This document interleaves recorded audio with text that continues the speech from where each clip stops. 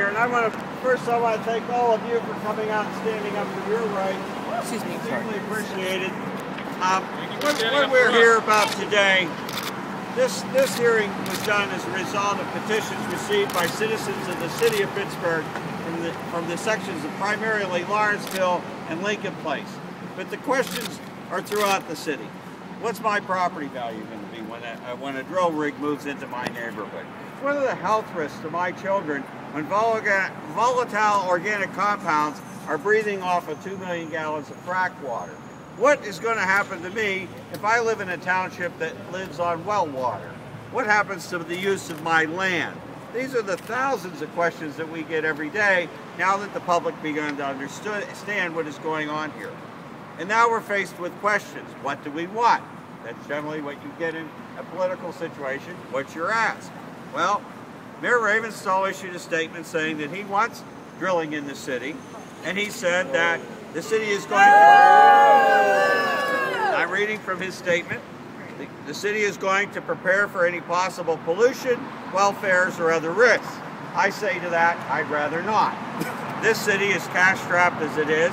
We're selling assets like parking garages, and I don't know where we're going to get the resources to prepare for exploding wells or training of public safety officials and crews and exposing them to, as the mayor says, well fires and other risks. I'm not that risk tolerant. The other thing is that then the other question is, you want this coming from your water company as it did in the North Sewickley Township Water Authority. And in the Beaver County Times, they had to run this ad because they switched to chloramination, which is different than adding chlorine as an antibacterial agent. Now that's all well and good because they found some things in their water that they shouldn't have had there, like trihalomethane. And they can't treat it with chlorine, so they use chloramine. And what happens then is that people on kidney dialysis are warned in a public notice from the water company that if you have kidney dialysis, you shouldn't be drinking the water unless you charcoal filter it yourself. Or fish owners, meaning that if you use the water from your tap from this water company, that your fish are going to die. Now, do you want to give the children the water? Again, I don't think the people here, or the mothers and fathers of the city of Pittsburgh, are that risk tolerant that they're going to give treated water from a water company that is no longer safe. This isn't a theory, ladies and gentlemen. This is a fact. And I'd rather forego that. So what does, then we find out, as Mel pointed out, and here's the memo from the FBI that I obtained. It was released to the public generally about all these extremist things. And on paragraph 3, and I wish the media would have put this in the story early when it broke, is that, note, lack of direct reporting on this issue prevents analysts from making a higher level of alert. Meaning, they don't have anything. They didn't check their facts. They looked at a comic book, wrote down what was in it, and put this out. It's no different than the old weapons of mass destruction memo that somebody got that led us to a war, and then we found out that was a lie as well. This is what we are up against. And what do we have to defend ourselves? We have the Constitution. The Constitution of Pennsylvania simply states this, without reservation: to guard against the transgressions of the high powers which we have delegated, we the people, we declare that everything in this article is accepted out of the general powers of government and shall forever remain inviolate. In other words, what I'm about to read you is something nobody can regulate away from a citizen, and nobody in this Commonwealth can write a gas and oil act that says that the Constitution doesn't count. That's what they're asserting. And here's what it says at section number 27, following 25. The people have a right to clean, pure water and clean air, and the preservation of natural, scenic, historic, and aesthetic values of the environment. Pennsylvania's public natural resources are the common property of all the people, not the including generations yet to come. As we trustees of these resources, the Commonwealth shall conserve and maintain them for the benefit of the people. This is where I make my stand.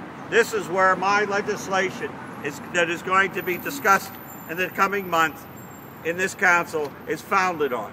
Does the Constitution of the Pennsylvania citizens count for anything in the face of the moneyed interests that don't care about my future generations, don't see a responsibility to deal honestly and fairly with the public, that don't see an obligation to contribute to the common trust even while they take the gas resources that belong to us from us?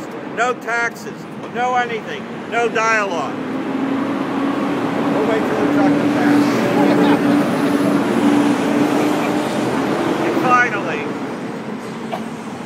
how is it that the Gas and Oil and Gas Act of Pennsylvania, which was largely constructed in 1984 and not been amended by the legislature, to deal with this different animal?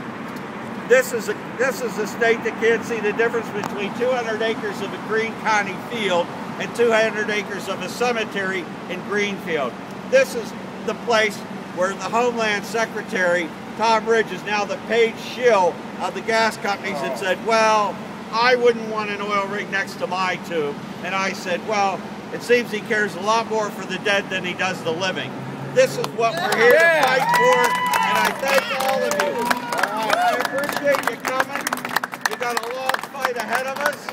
You're saying we're wrong. I'm saying I got a Constitution that says otherwise. And the rest of them can get in line with us, because we hold the high ground here morally and legally, and we are going to fight for our human rights and our civil rights in the city of Pittsburgh.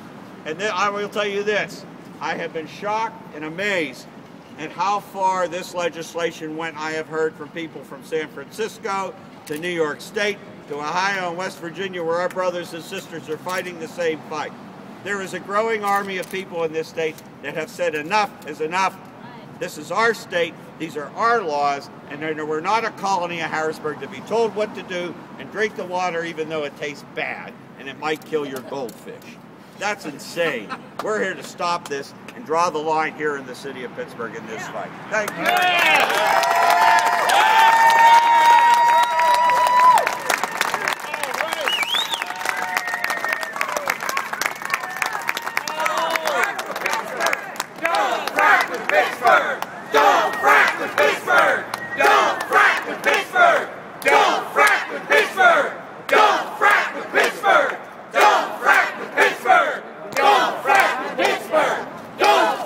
Pittsburgh!